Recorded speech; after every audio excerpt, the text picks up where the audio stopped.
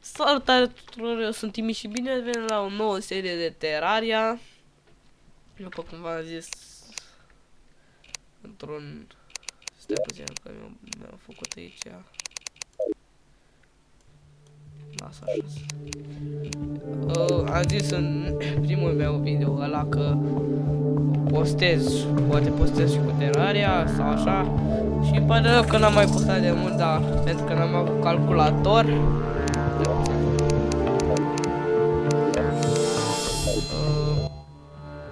Așa să se audă o leacă. Și prob. Da, n-am mai avut calculator bun și n-am mai avut nici program de filmat, dar am găsit acum. Așa, eu aici am făcut un caracter. Acum dau new. Dau random. Sunt bocne de rece, deci nu mă judecați. Hai să Imo. Da, și facem o nouă lume. Deci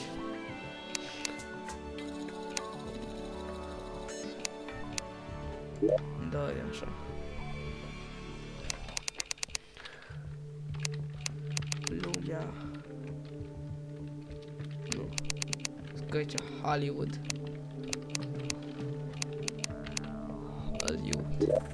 Pentru că...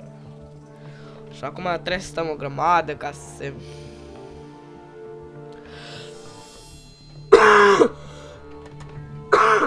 Dacă tușesc, îmi pare rău, pentru că... De fapt, să nu vă supărați pe mine dacă tușesc, pentru că... Să răcit... Ok... Muzica asta de pe fundal e...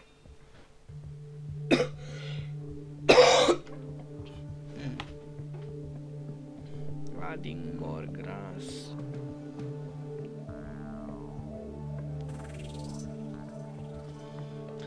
Bă, în primul episod o să ne începem acolo de casă, să ne facem, o să tăiem copaci, chestiile astea. Poate unii ați auzit de Terraria, unii nu. Un joc destul de șmecher.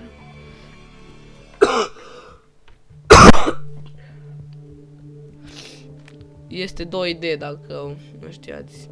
Dar e destul de șmecher. Chiar și dacă e 2D.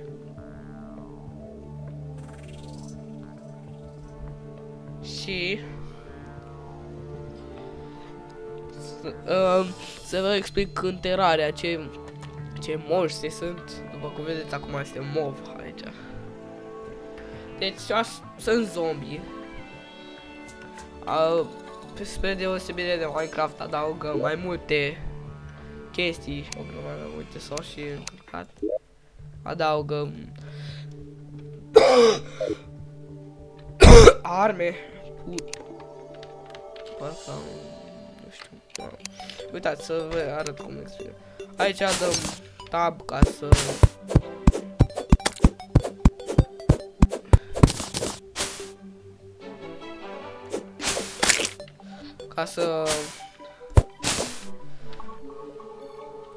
facem să apară mapa aici. Și iar ca să pornim inventarul apăsăm ESC. Aici este un crafting.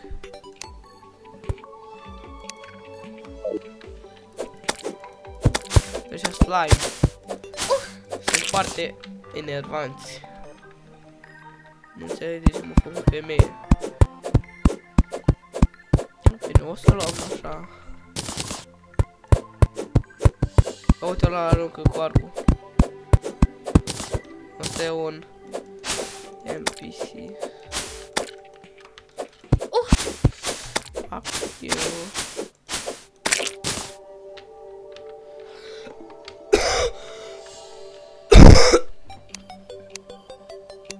Da, și-am luat, uite cât lemn aveam. Însă cu târnă copul spargem iarba, pământul și tot. deosebire de Minecraft.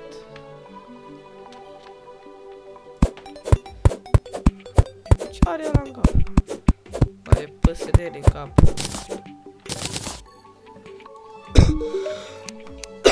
Îl cheamă Colin, uitați, intrăm aer, ne arată cum se craftează, punem un material dar aici și vedem ce se poate face din ea. Da, noi știm deja cum se face așa. Bine că nu știu toate itemele din joc, dar să ne dăm noi seama.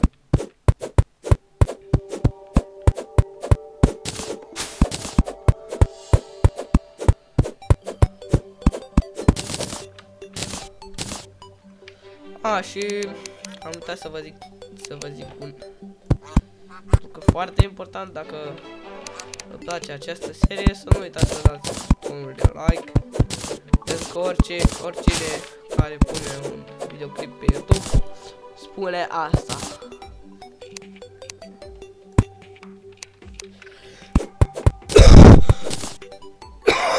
Asta nu e obligație, doar dacă vreți să dați.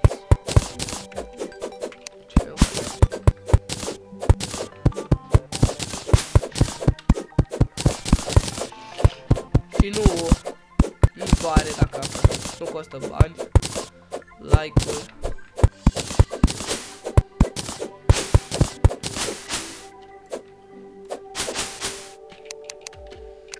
Vostru, orice like contează.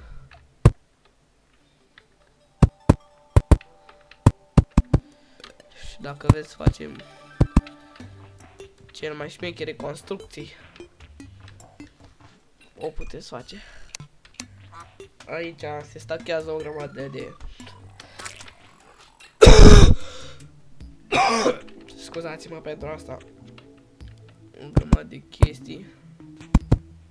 Uitați-vă deci numărul maxim de care se poate staca.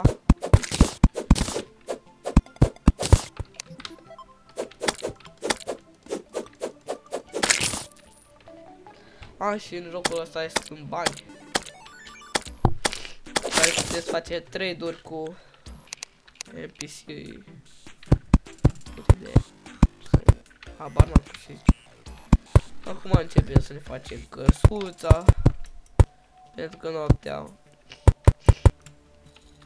o să vină zombie și morși de o grămadă și sunt săloși rău. Prima dată noi ne facem ușă.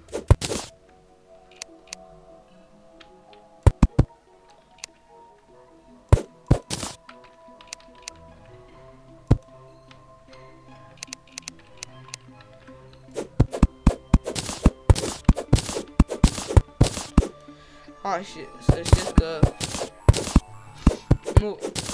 când muriți nu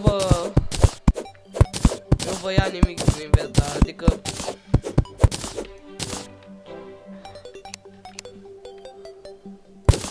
nu vă pierdeți nimic când muriți. Vă rămân tot același item.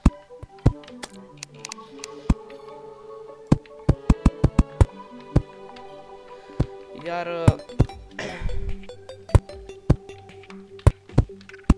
stați puțin că sunt cam concentrat și am și uitat ce trebuie să zic.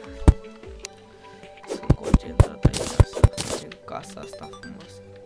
Uitați, puteți lua. Ok, hai acum să facem un workbench ca un fel de crafting table din Minecraft, numai că este workbench se cheamă. Vom face wood wall-uri. Hai să vedeți voi pentru ce sunt bune.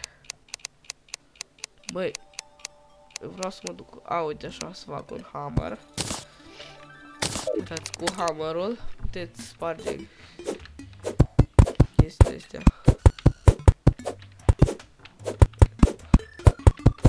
Pentru că nu ne vor trebui.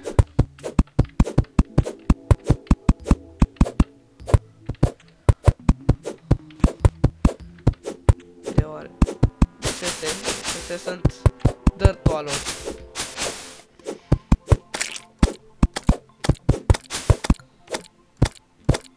Și, puteți face... iar itemele nu se distrug ca în Minecraft.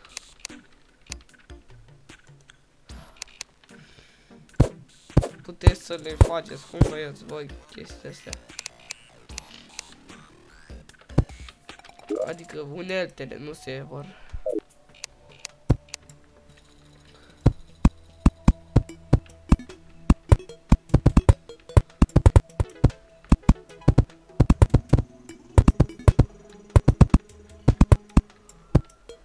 Vor trebui o grămadă de wall-uri ca să... Așa că vom face din tot lemnul care îl avem.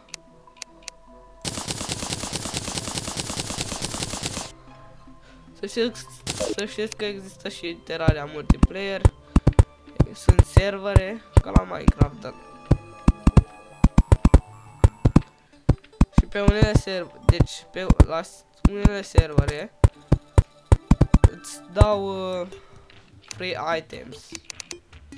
E tare, adică mai trebuie să free items.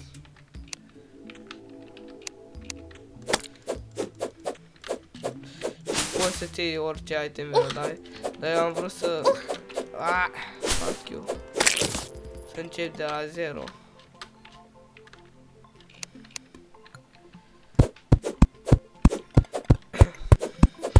Ați văzut voi caracterul ăla meu care era început de la... Avea o grămadă. Mă arăta așa șmecher. Poate o să vă arăt și tutoriale. Nu se șmecher Terraria.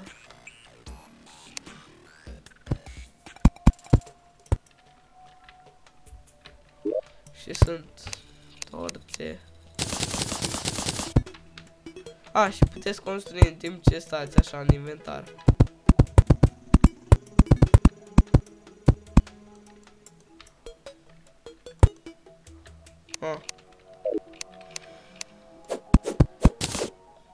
Dacă fac uși, și ca să puteți să construiți ceva cu workbench-ul, trebuie să fiți aproape de el, uitați-vă.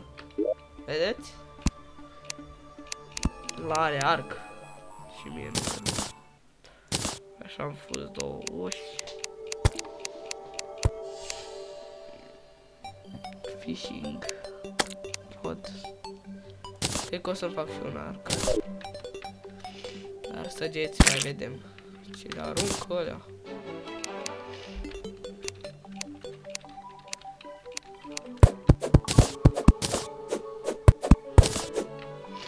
Hai mă, vino și tu. Nu vrei? Te-am avertizat.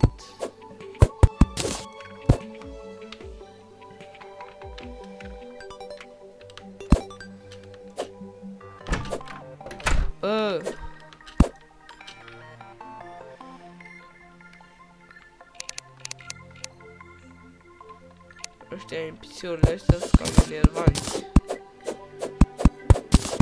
Noaptea, când vin o grămadă de zombie, ies afară așa și deschid ușa.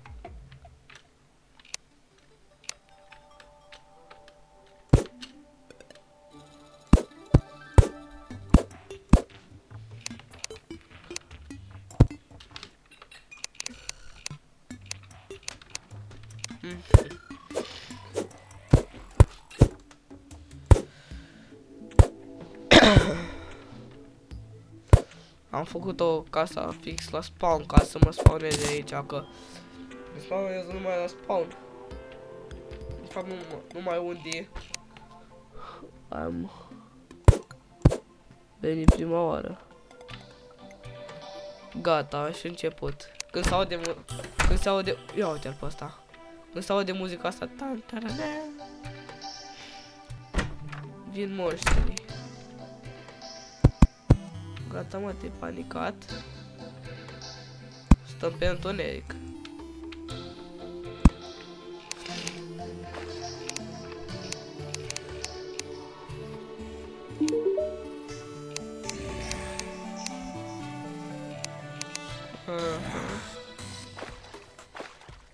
Ia mă să fac torțe.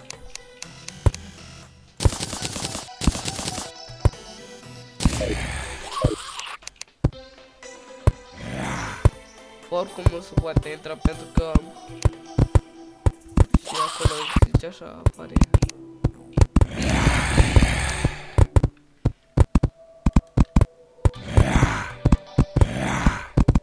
Așa, am pus torțele.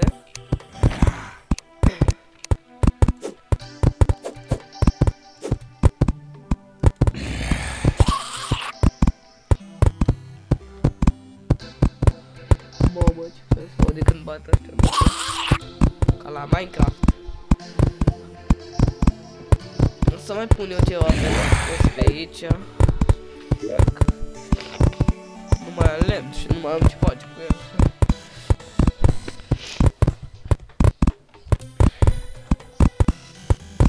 Dați am 13 bănuți.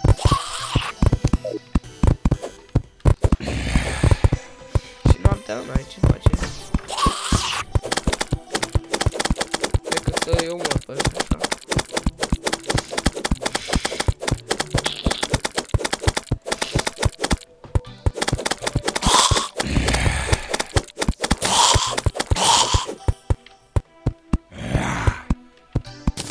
Uite, spamul ăsta. Mă intră tu. What the?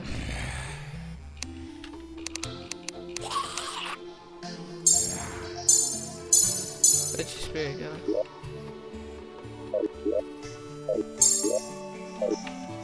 De ce fugă așa? Hai mă, veni la mine.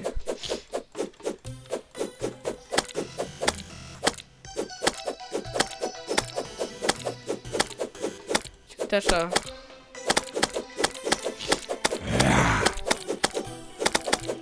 Se bat zombie cu cuțitul.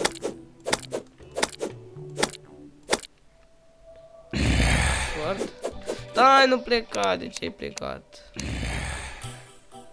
Short sword. De ce trebuie să plece toți?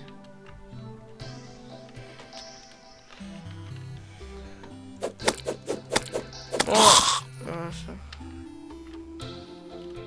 Ai, noaptea termină. Du-te încolo, du-ne. Și n-ai ce face noaptea. Ei bine, când o să mai fac rost de iteme, chestii șmechere, o să mai ies pe afară, să mă mai... Cum văd ce se face, mai așteptăm. Au, uitați un ochi. Vine un coap, frate. Demon aici.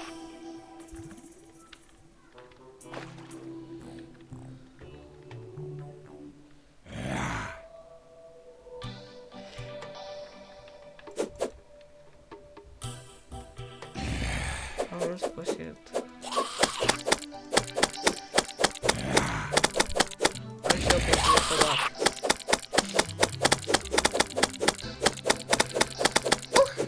Ah!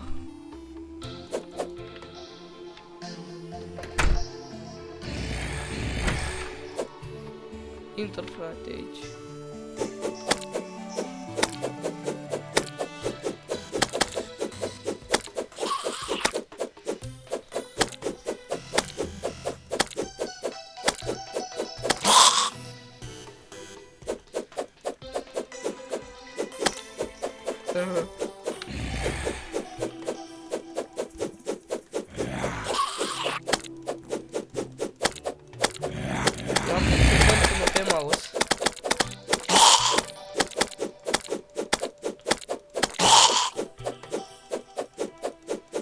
Ai, frate, vină și tu, stăm, bă.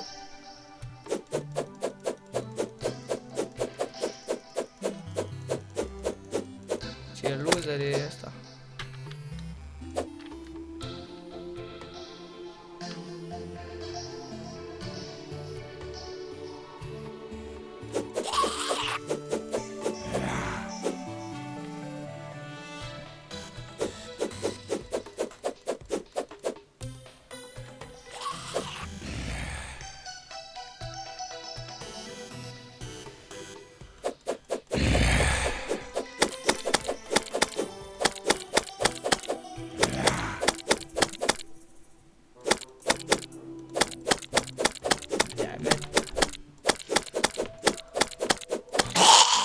Hai, mă.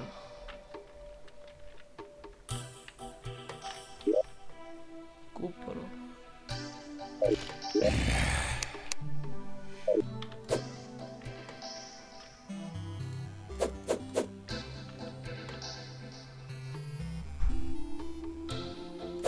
Hai, frate, demona aia.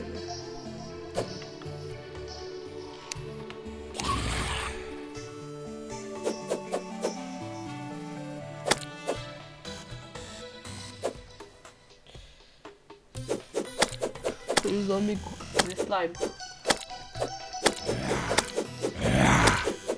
Ura, ura, ce fel fac ăștia?